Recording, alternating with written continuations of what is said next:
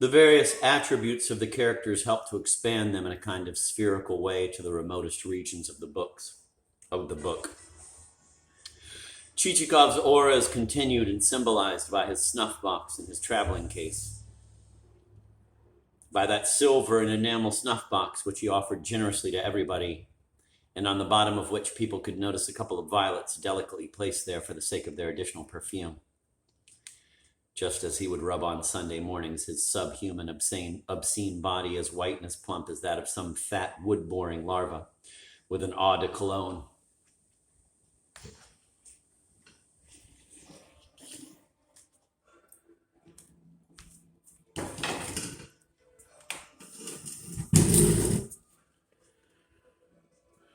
The last sickly sweet whiff of the smuggling business of his hidden past.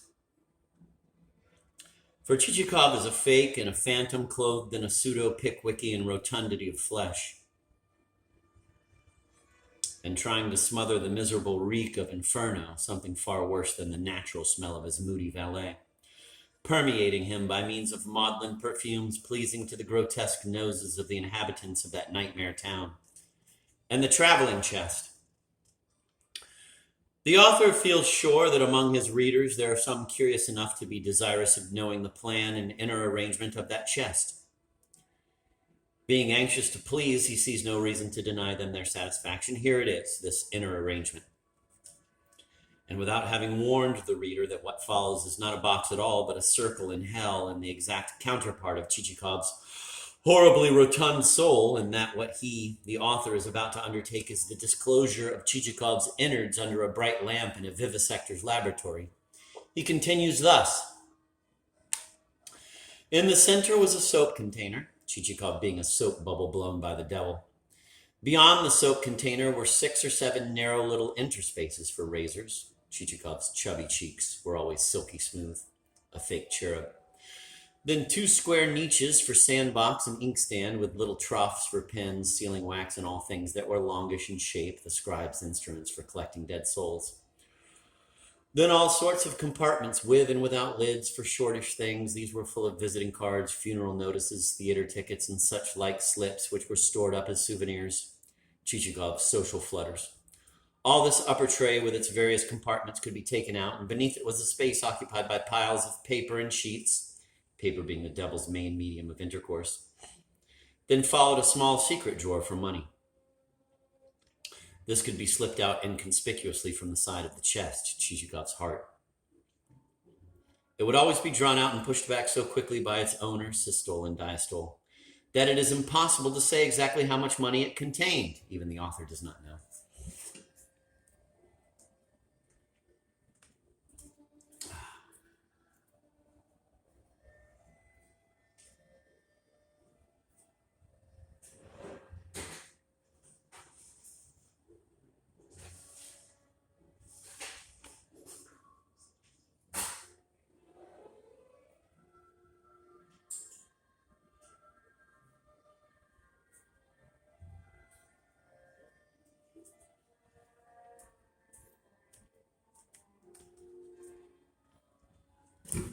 I'm going to read that again because I've always loved that fucking traveling case. The author feels sure that among his readers there are some curious enough to be desirous of knowing the plan and inner arrangement of that chest. Being anxious to please, he sees no reason to deny them their satisfaction. Here it is, this inner arrangement.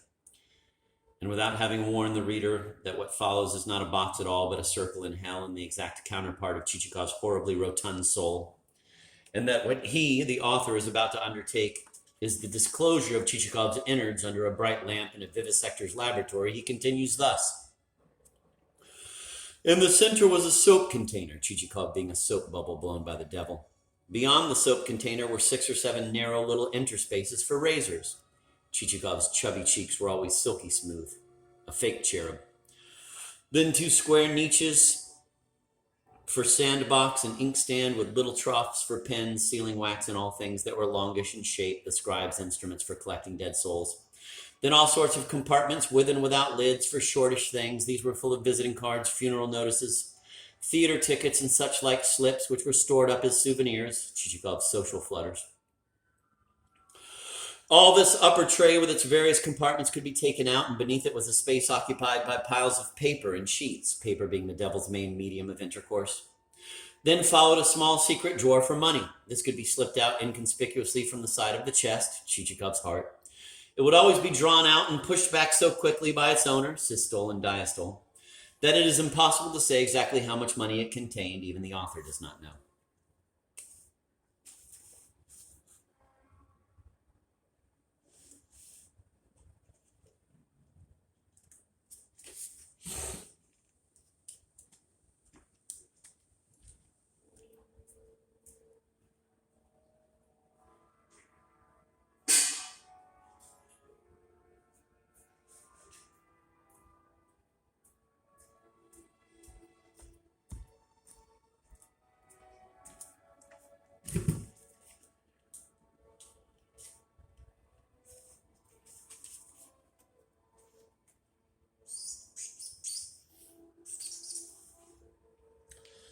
Andre Belly, following up one of those strange subconscious clues which are discoverable only in the works of authentic genius, noted that this box was the wife of Chichikov, who otherwise was as impotent as all Gogol's subhuman heroes.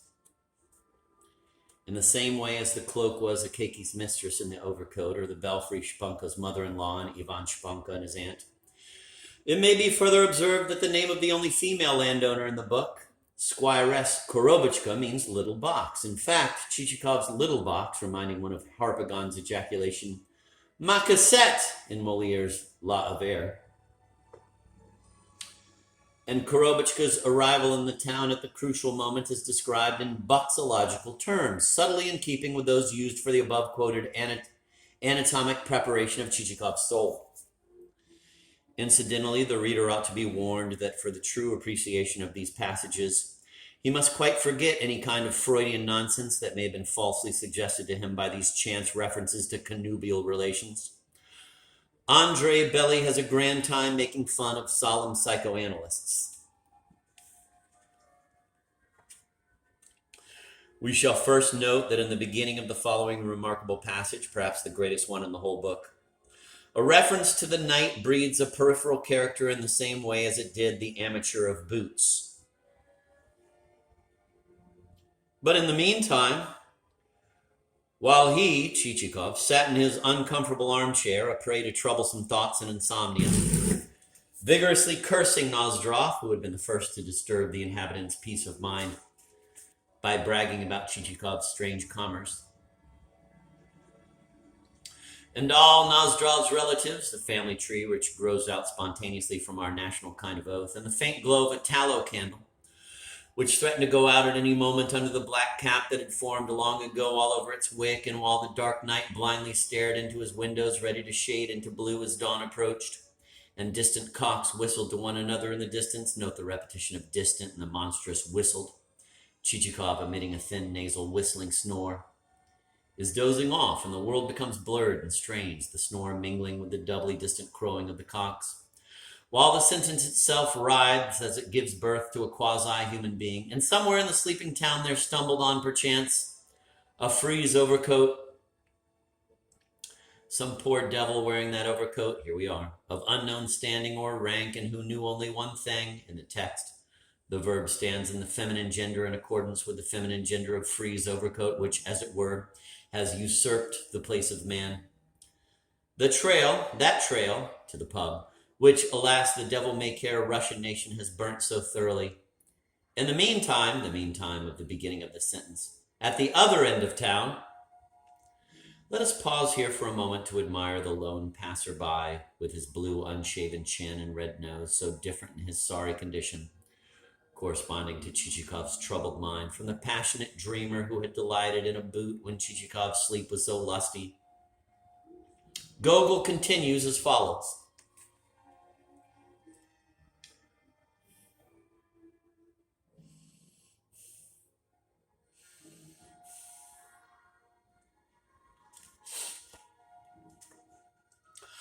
At the other end of town, there was happening something that was to make our hero's plight even worse. To wit, through remote streets and by alleys of the town rumbled a most queer vehicle, which it is doubtful anybody could have named more exactly.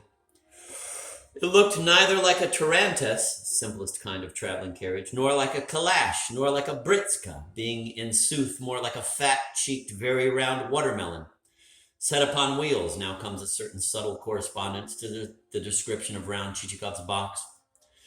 The cheeks of this melon, that is, the carriage doors that bore remnants of their former yellow varnish, closed very poorly owing to the bad state of the handles and locks, which had been perfunctorily fixed up by means of string.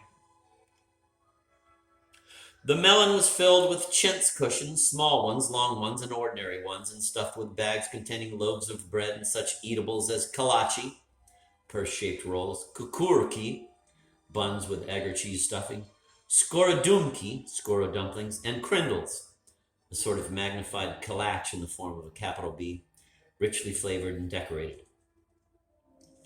A chicken pie and a razolnik, a sophisticated giblet pie, were visible even on the top of the carriage. The rear board was occupied by an individual that might have been originally a footman, dressed in a short coat of speckled homespun stuff, with a slightly hoary stubble on his chin, the kind of individual known by the appellation of boy, though he might be over 50. The rattle and screech of the iron clamps and rusty screws awakened a police sentry at the other end of the town. Another character is born here in the best Gogolian manner, who, raising his halberd, shocked himself out of his slumber with a mighty roar of, "Who goes there?" But upon becoming aware that nobody was passing and that only a faint rumble was coming from afar, the dream melon had passed into the dream town. He captured a beast of sorts right upon his collar and, walking up to a lantern, slew it under his thumbnail, i.e. by squashing it with the nail of the curved index of the same hand, the adopted system of Russians for dealing with hefty national fleas. After which he put his halberd aside and went to sleep again according to the rules of his particular knighthood. Here Gogol catches up with the coach which he had let go by while busy with the sentry. The horses every now and then fell on their fore knees, not only because they were not shod, but also because they were little used to comfortable town pavements. The rickety coach, after turning this way and that down several streets, turned at last into a dark lane leading past the little parish church called Nikola na Nedachnikak, and stopped at the gate of the Protopapashka's, priest's wife or widow, house. A kerchiefed and warmly clothed servant girl climbed out of the britska, typical of Gogol.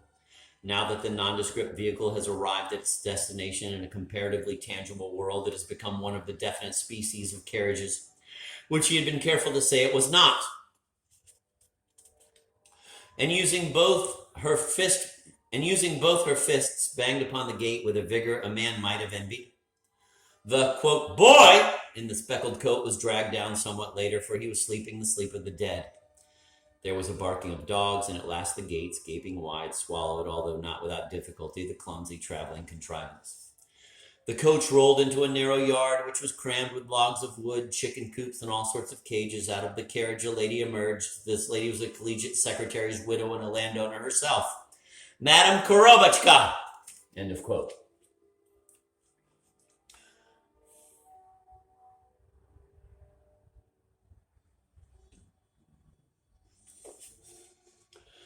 Madame Korobachka is as much like Cinderella as Pavel Chichikov is like Pickwick. The melon she emerges from can hardly be said to be related to the fairy pumpkin.